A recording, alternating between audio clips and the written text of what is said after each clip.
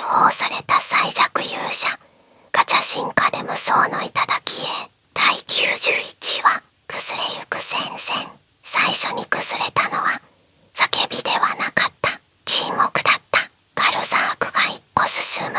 それだけで前線に張り詰めていた銀行が糸のように静かに切れた。誰も命令を出していない。誰も逃げろと言っていない。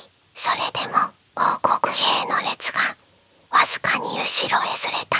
たった半歩。だが戦場においてその半歩は致命的だった。押し返していたはずの槍列が形を崩す。盾の銃なりが緩み、隙間が生まれる。そこへ何かが通り過ぎた。斬撃は見えない。音もない。ただ兵士が一人消えた。血も悲鳴も残らない。最初から存在しなかったかのように。隣に立っていた若い騎士が異界で傷に目を見開く。次の瞬間、その騎士も消えた。遅れて空間だけが歪んだ。それが斬撃だったのだと誰もが理解した。理解した瞬間、恐怖が臓腑をつかむ。逃げ。言い終わる前に声の主が消える。後方で誰かが走り出す。それが連鎖する。統率ではない。炎だけの交代。敗走の始まりだった。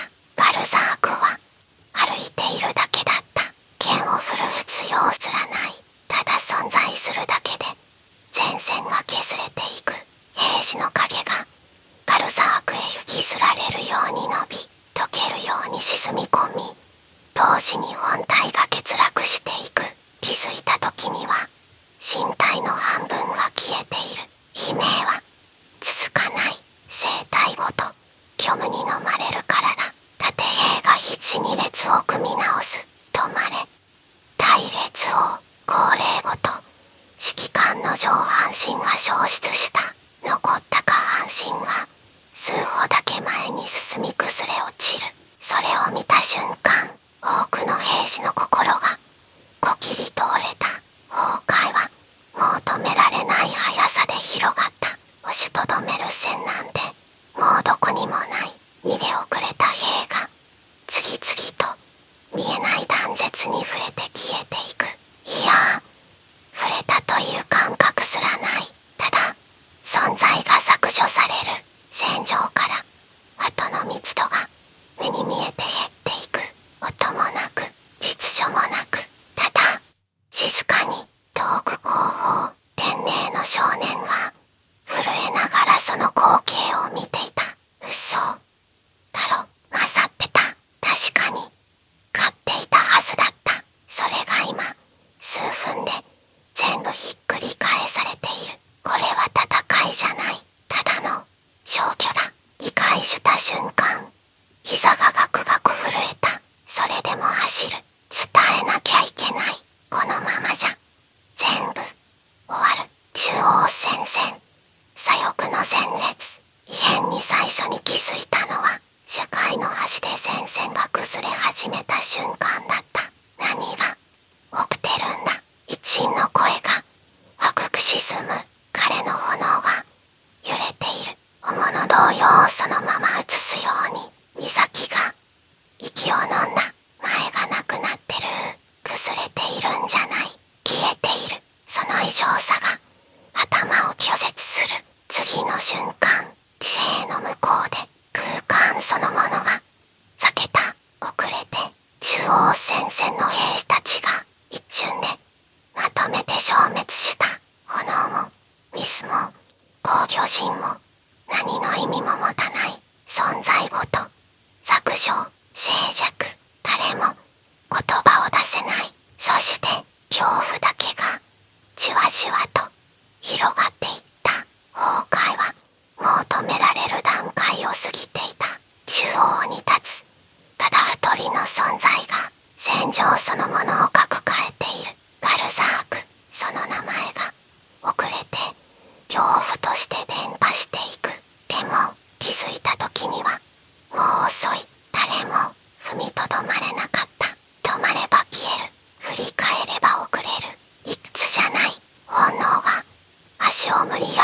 後ろへ引っ張っていた。どうせなんかもうない、抗いようのないくず支流だった。風さえも息を細めたようにやみ、場違いな静けさが広がる。本来そこに満ちているはずの怒号も別のぶつかり合いも魔力の本流もすべて途切れている。残っているのは削り取られていく戦場の深い静寂だけだった。カスマサは答えない。ただ視線をそらさなかった。燃えている。まだ炎は消えていない。でもそれは勝利のための火じゃない。押しつぶされそうな絶望に飲み込まれないための最後の灯だった。視線の先、中央戦線の遥か向こう、バルザークは変わらず歩いている。急がない、こしもしない。ただ当然のようにこちらへ至る軌道を進んでくる。その一歩ごとに世界の輪郭が薄れていく。分かってしまう。これは戦闘じゃない。技量でも兵力でも意志のぶつかり合いでもない。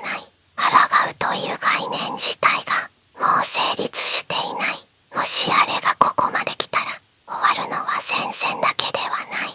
王国も町も家族の笑顔も日常のすべてが同じ静けさに沈む。それでもカスマサはわずかに前へ踏み出した。勇気なんかじゃない。覚悟でもない。ただここで止めなければ本当に何も残らないと知っているから。その瞬間、空間は歪んだ。兆しすらない一線が一直線に到達する。反応できたのはただ一人。来るぞ。言語が吠えた。鎧が悲鳴を上げ、加護が限界を超えてうなる。想像されたのは防御の極み。進化した中絶の盾。重力が一点に凝縮し、衝突の瞬間逆流する。吹く、そらす、受け流す。理論上は完璧だ。だがぶつかった瞬間、すべてが死んだ。重力が悲鳴を上げ、空間がビキビキと裂け、盾そのものが沈み込んでいく。重力反射も重圧くす死滅も全力で発動しているのに、それでも意味がない。防いだのではない。死の軌道をほんのわずか数センチだけねじ曲げただけ。それでもこの一体が跡形もなく消滅せずに済んだ奇跡だった。剣吾の膝がガクンと沈む。装甲が粉々に砕け、血が噴き出し、体が前のめりに崩れ落ちる。カゴを持つ者の